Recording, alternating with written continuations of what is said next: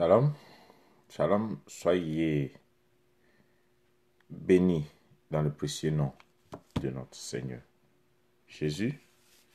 Nous sommes là encore aujourd'hui pour notre vidéo sur les 100 jours. Envoyez vos anges en mission. Aujourd'hui, nous sommes au 15e jour. Je bénis le nom de l'Éternel pour tous ceux qui se connectent déjà à cette heure. Nous passons à un chant d'adoration avant de commencer. Ceci nous vient du Nigeria avec, je crois, c'est Ada. Ada.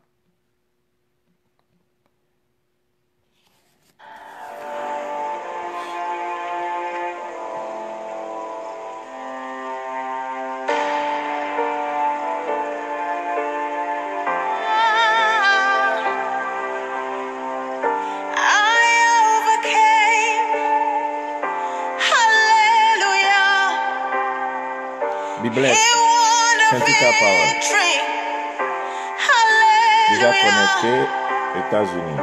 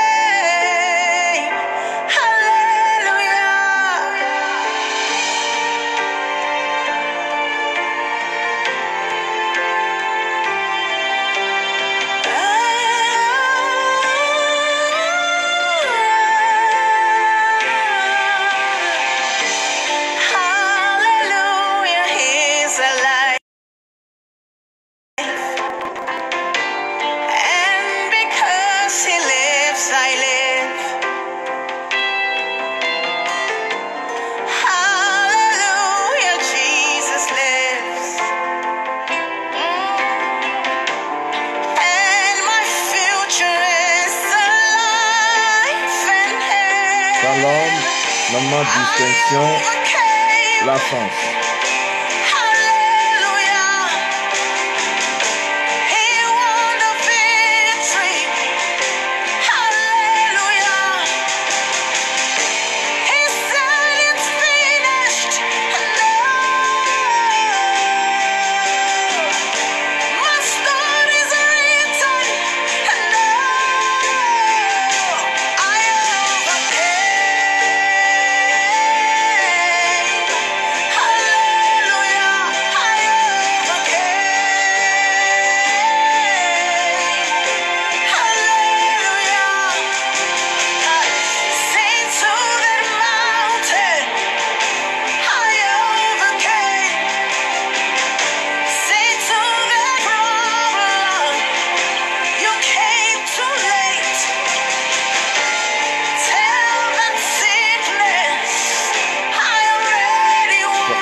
Pasteur Christian, Canada, mon arrivée.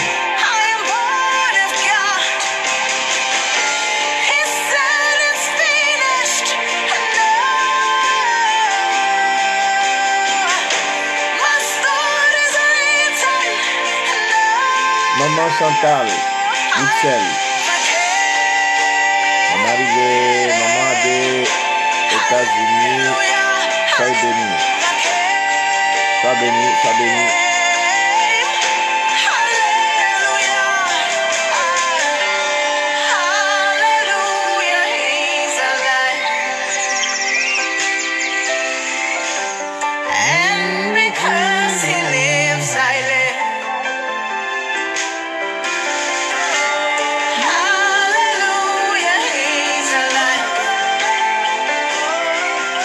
David, merde, sois béni.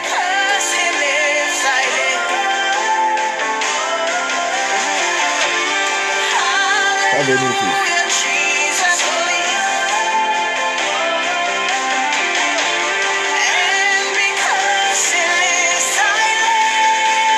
ville des nations, Abidjan commence à se connecter. Soyez les bienvenus.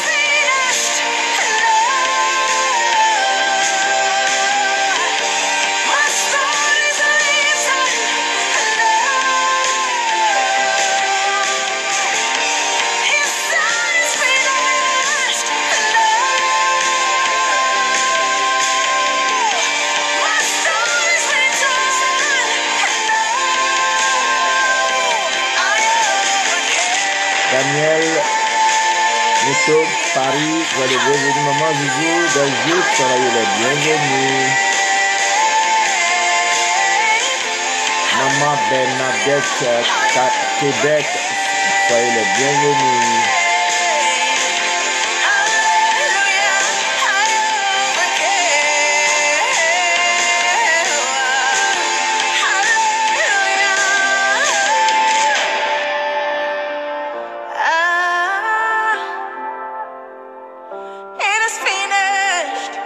Frère Olivier, bonne arrivée.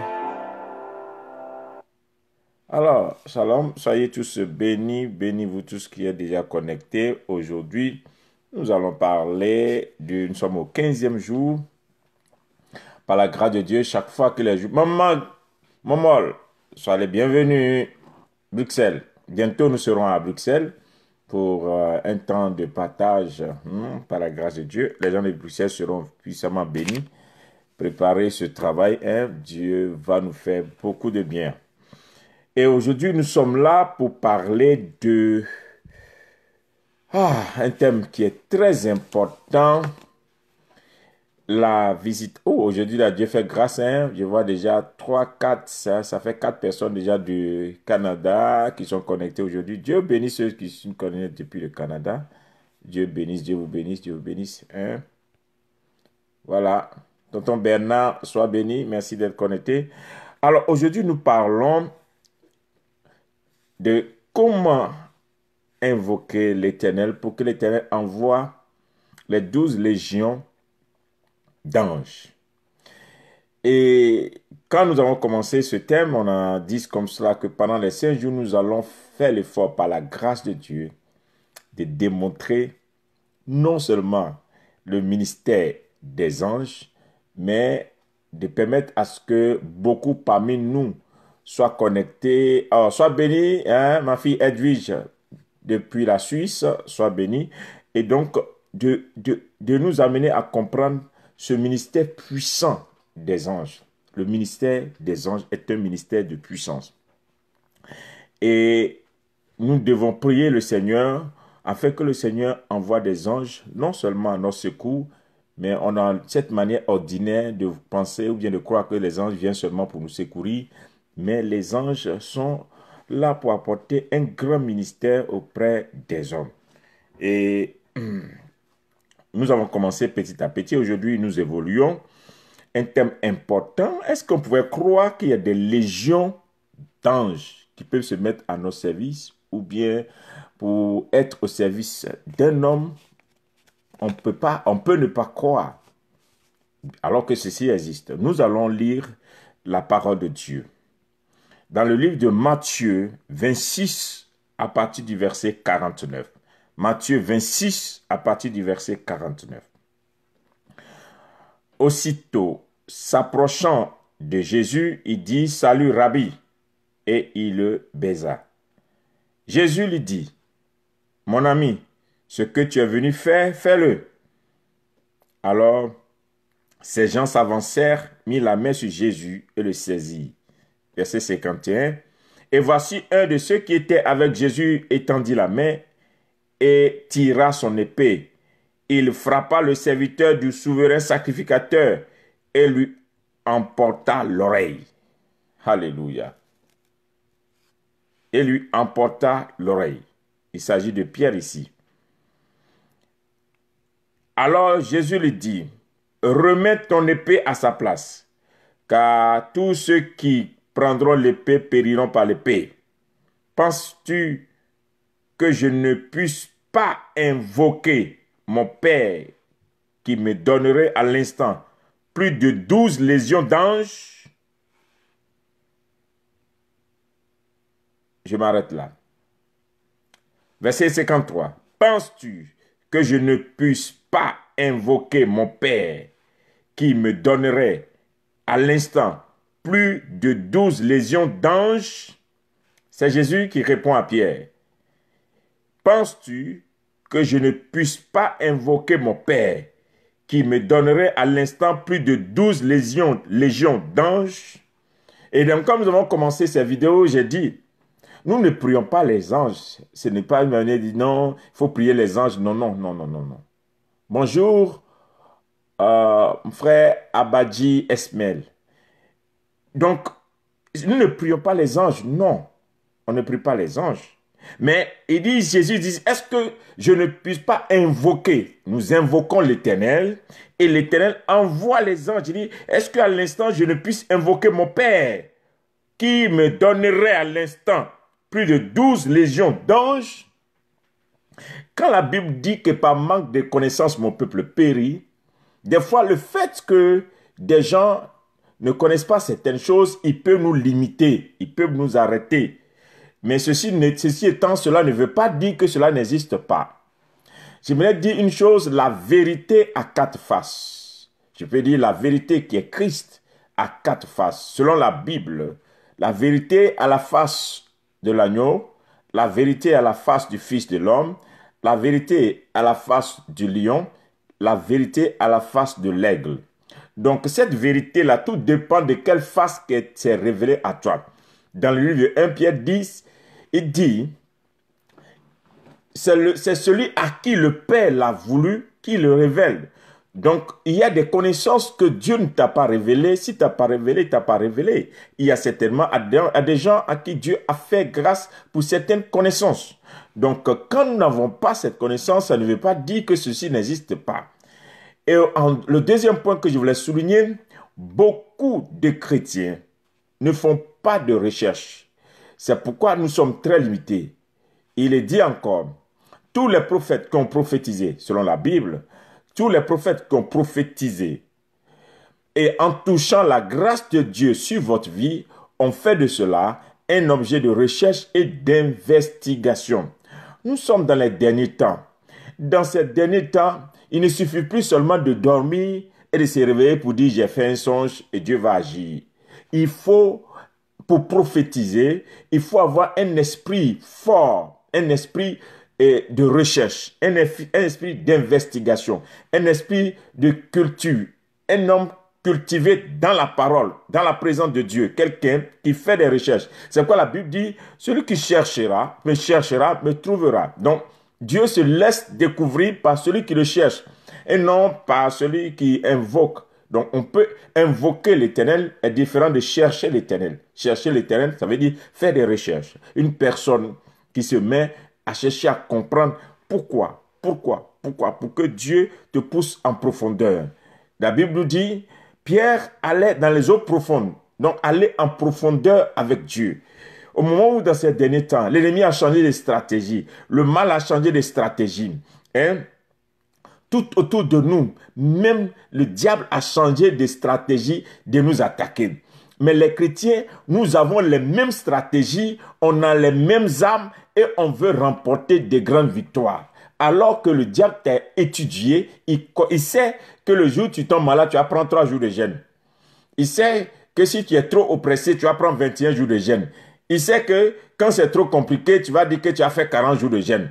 Ou bien, en plus, tu as prié de minuit à 3 heures du matin. Il sait que, bon, ou soit tu vas te mettre à le taillader pour dire, je te taille en pièces. Il sait autre chose aussi, peut-être que tu peux faire, c'est de payer les dîmes, ou bien aller pour dire, je fais une offrande pour que Dieu me visite. C'est tout. Tu es limité à cela. Il y a d'autres même qui pensent que dormir avec la Bible apporte la délivrance. Donc, il se couche la nuit, il met la Bible sous ses oreillers. Et il y a d'autres aussi qui prennent la Bible, ils lisent les versets bibliques, on dit non, il faut lire seulement la parole et tu seras délivré. Lis seulement la parole. De quelle parole vous parlez? La Bible est la partie de la parole inspirée de Dieu. La Bible est la partie de la parole inspirée de Dieu. La Bible ne peut pas contenir Dieu, mais la Bible a révélé, la Bible a révélé Dieu. Et donc, c'est très important que tu comprennes qu'il y a des choses qui sont cachées. Il y a des petits versets. Quand tu lis la Bible une fois, tu peux lire des versets. Et quelques années plus tard, tu relis le même verset, la profondeur, la connaissance que Dieu te donne sur le même verset, tu peux lire ce verset 30 fois, tu n'as pas la profondeur. C'est-à-dire que la Bible est un seau qui est fermé. Et si Dieu ne te fait pas la grâce d'ouvrir ce seau-là pour toi, ton esprit ne peut pas sonder les Écritures pour aller en profondeur. C'est pourquoi la Bible nous dit, seul le Saint-Esprit nous conduira en Jésus. Si tu as le Saint-Esprit te conduira à Jésus en ouvrant tes yeux sur la vérité. Donc, je voulais me rappeler ça. Dis à tout un chacun, pardonnez. Ce qui est important dans ces derniers temps, ce n'est pas de chercher à juger les thèmes ou bien les choses qu'on envoie, mais c'est d'aller en nous-mêmes, d'analyser, de comprendre. Est-ce que ce que nous sommes en train de dire n'est pas biblique? Est-ce que Dieu n'est pas en train de nous parler? Est-ce que nous n'avons pas besoin de faire encore davantage des recherches? Ou bien ceux qui ont déjà la connaissance, ne les rangez pas. Mettez ça à la disposition du peuple de Dieu. Ceux qui savent qu'ils ont la connaissance, au lieu de faire fabriquer des livres pour les vendre à 10 000, à 15 000 francs, et les gens n'ont pas l'argent pour acheter, alors que les gens sont en train de périr, mourir, les gens sont en train de souffrir par des persécutions à gauche et à droite, mettons la connaissance à disposition du peuple de Dieu pour que partout où ils sont, ils puissent manifester la gloire de Dieu, sortir des persécutions, des difficultés. Ça aussi, c'est un moyen. Mais il y a beaucoup par méchanceté, par cupidité, ils ont reçu la connaissance, ils mettent ça quelque part dans un bouquin et puis ils ne veulent pas en parler parce qu'ils attendent un jour, ils vont fabriquer un bouquin et puis ils vont vendre ça à 5 000, 10 000, les gens vont acheter et donc ils ne vont jamais en parler. Donc ça ne veut pas dire que ça n'existe pas. Beaucoup ont cette connaissance, mais seulement les gens refusent de partager. Et moi, par la grâce de Dieu, le peu que je peux, je le ferai. Mais il faut que vous aussi, vous vous mettez en pratique, cherchez. Et là, je m'arrête à cela pour entrer maintenant dans le sujet de mon sujet important aujourd'hui. Jésus a dit à Pierre, Pierre, tu n'as pas bien sorti le couteau. Sinon, à l'instant, si je prie, l'Éternel va faire venir, mon Dieu va faire venir, mon Père va faire venir plus de 12, il a dit plus de 12 légions. Je m'arrête sur 12 légions, mais il a dit plus de 12 légions d'anges. Donc, qu'est-ce qu'on appelle, j'ai cherché la définition de légion, et il veut dire dans le dictionnaire, selon l'origine romaine, c'est un corps d'armée composé d'infanterie et de cavalerie. Donc, c'est un corps d'armée qui est composé d'infanterie et de cavalerie. Maintenant, quand nous allons dans la définition du dictionnaire français, il dit c'est un grand nombre ou bien un nombre excessif d'êtres vivants. C'est un grand nombre ou bien un nombre excessif d'êtres vivants. Un nombre dépassé sans limite d'êtres vivants qu'on appelle légion. Et donc, quand Jésus dit ici qu'il va faire venir 12 légions, donc dans chaque légion, il y a un nombre déjà excessif. Il y a un nombre déjà excessif. Un nombre qu'on ne peut pas compter. Un nombre incalculable dans chaque légion. Maintenant, Jésus lui dit, dans le nombre incalculable, Dieu est capable de me faire venir 12 légions, 12 catégories, 12 légions d'un nombre incalculable d'anges qui vont venir me défendre contre ceux qui viennent contre moi.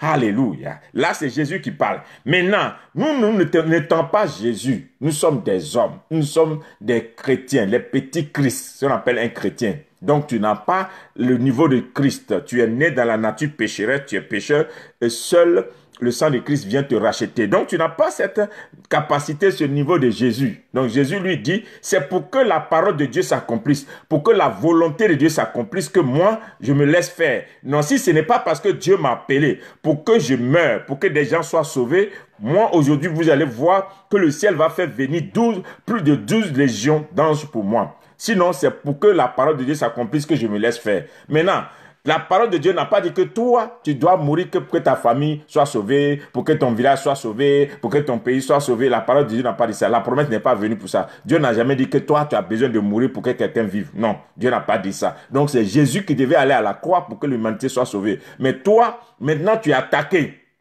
L'ennemi t'attaque, l'adversaire vient. Qu'est-ce qu'il faut faire au jour où tu es envahi par l'ennemi? Et vous savez, être envahi par l'ennemi, vous ne pouvez pas comprendre. Si nous prenons seulement le fou de Gadara, le fou de Gadara, le fou de Gadara. Ce fou de Gadara, il était dans la ville qu'on appelle Gadara, il était là-bas et personne ne pouvait le délivrer. Il se promenait partout, il dans les tombes, on l'enchaînait, il allait dans tous les camps de prière, personne n'a pu faire sa délivrance. Vous savez, il y a des gens, quand vous les voyez, vous savez même que le diable les a maltraités ou bien l'ennemi la maltraite, les démons les maltraitent.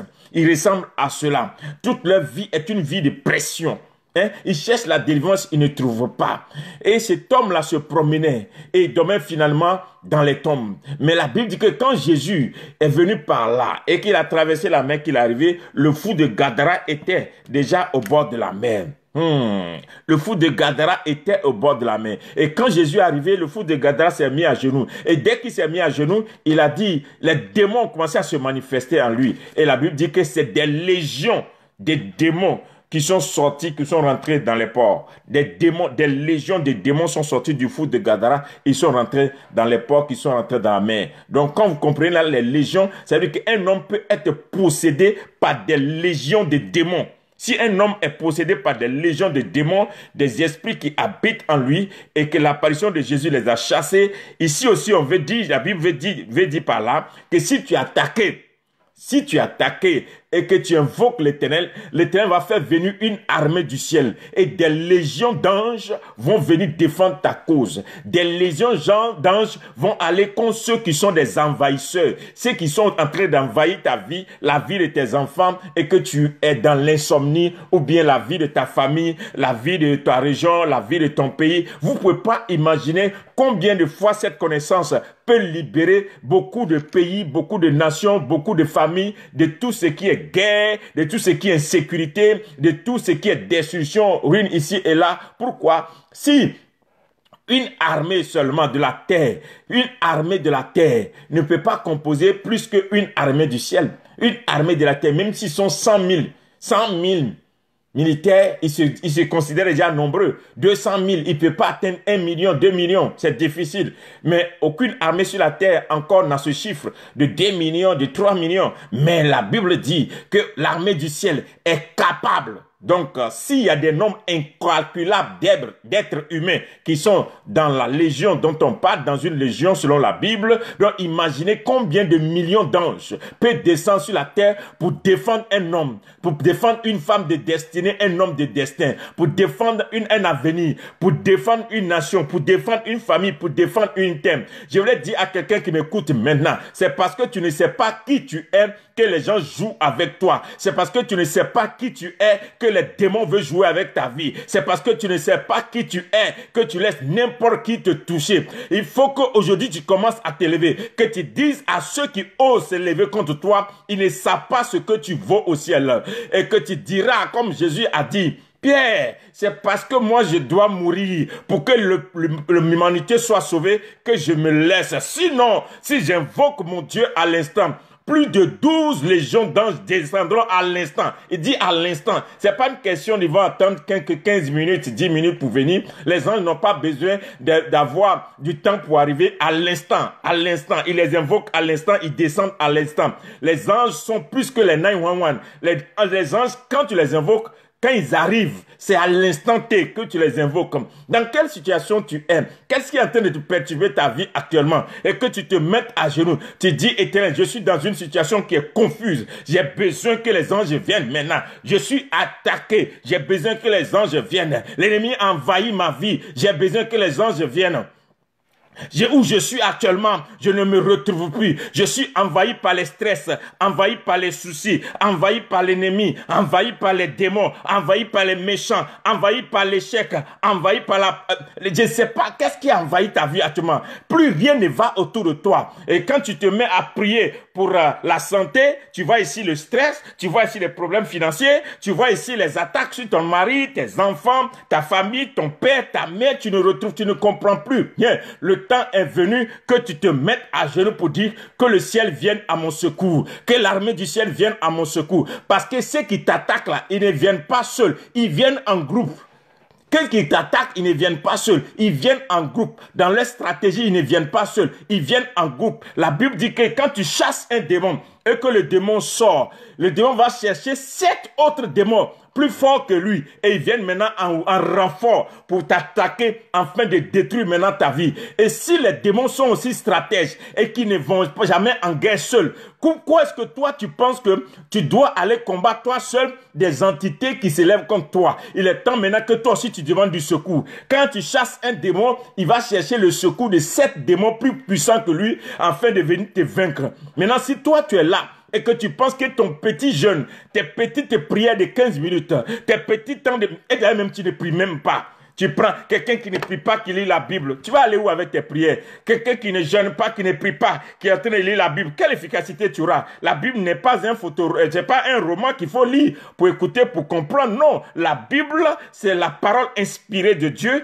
qui est seulement ouverte pour les gens qui sont de la nature divine, qui ont la capacité de déceler ce qui est dans la parole. C'est pourquoi la Bible dit que l'apôtre Paul dit, quand je parlais dans ma prière, Dieu a fait venir l'ange. Quand je parlais dans ma prière, comment est-ce que quelqu'un peut être en prière et parler encore dans sa prière? Ça, c'est notre histoire. Donc, comprenez que les choses de l'esprit, on ne prend pas pour jouer. Je veux que tu comprennes avec moi maintenant, dans le nom de Jésus-Christ de Nazareth. Ce qui t'arrive là est trop, c'est trop, le poids est trop. Toi seul, tu ne peux pas le porter. Tu ne peux pas le supporter toi seul. C'est trop compliqué cette affaire.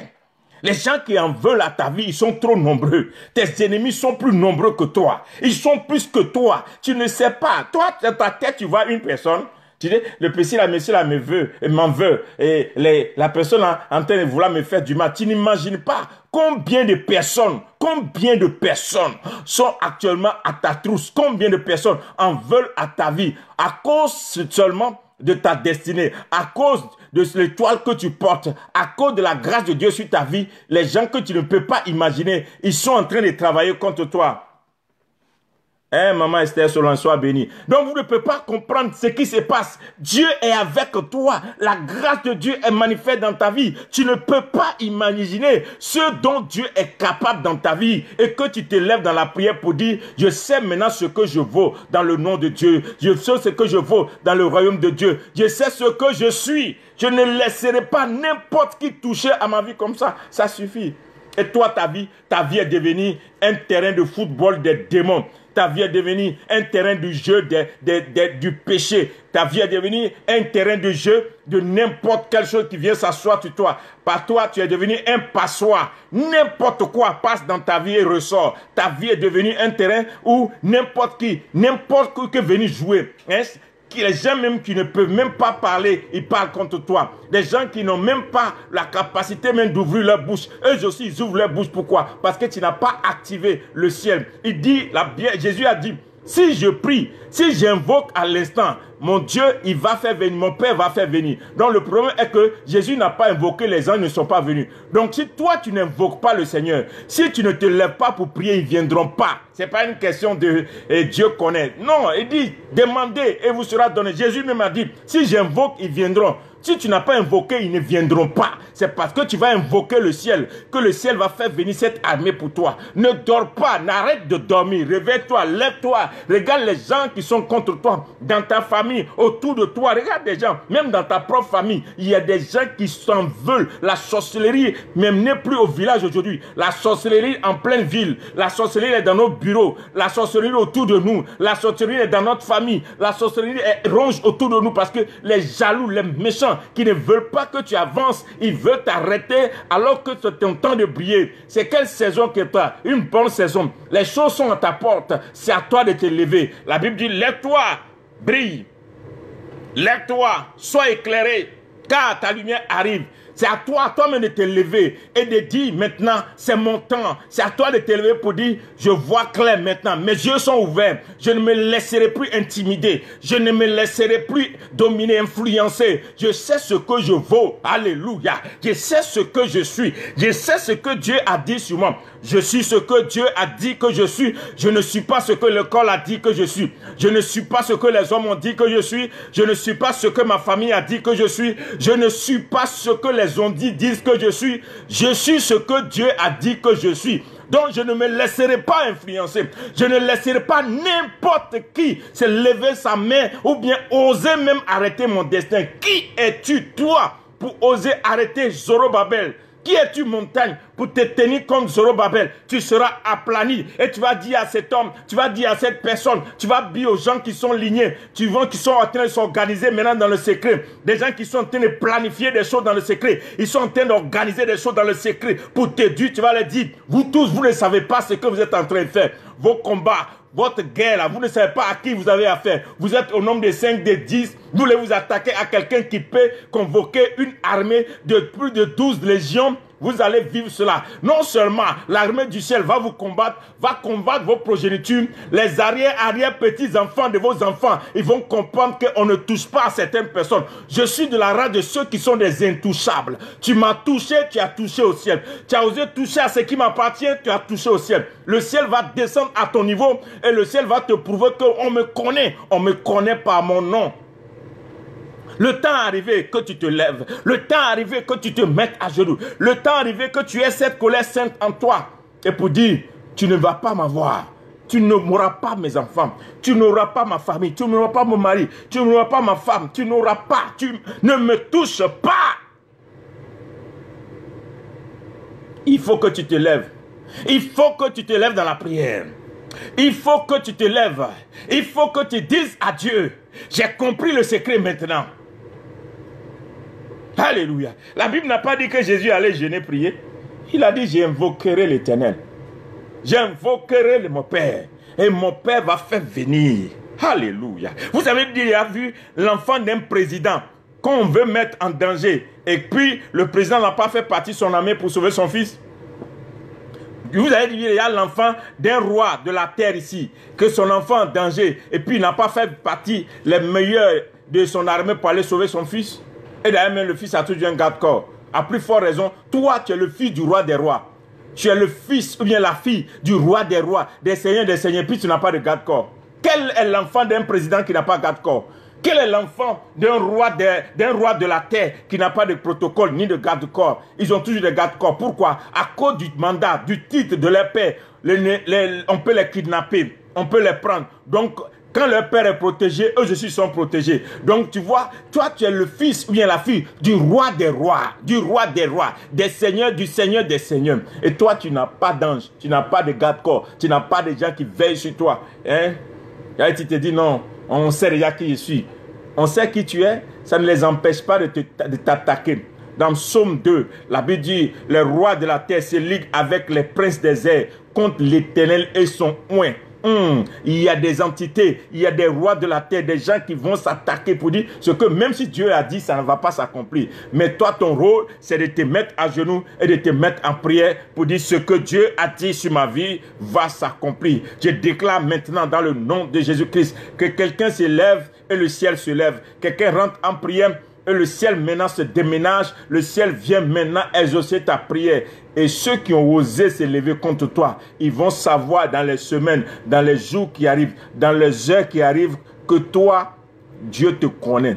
Et quand tu invoques le ciel vient jusqu'à toi. Ne laisse pas cette affaire. Ne laisse pas les impies insulter ton Dieu pour rien. Ne laisse pas des gens insulter la nature de Dieu en toi, le nom de Dieu en toi. Ne laisse pas des gens te regarder et te mépriser à cause du nom de Dieu que tu portes. Il faut qu'ils sachent que toi, tu n'es pas n'importe qui. Tu n'es pas n'importe qui. Écoute, mais laisse les autres chrétiens. Laisse-les. Donc, elle fait ce qu'il veut. Mais toi, réveille ta vraie nature. Nous sommes la nature du lion de la tribu de Juda. Écoute-moi bien. Nous sommes de la nature, le lion de la tribu de Juda. Un lion, un lion qui est dans la forêt et qu'on ne sait pas qu'il existe, c'est pas normal. Un lion doit rugir. Un lion laisse un lion. Même si l'éléphant est gros, le lion est le roi de la forêt.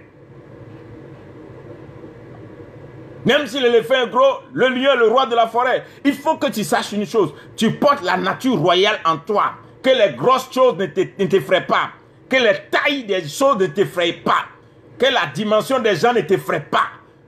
Il faut que tu saches que cette nature, tu ne demandes pas, tu ne quémandes pas.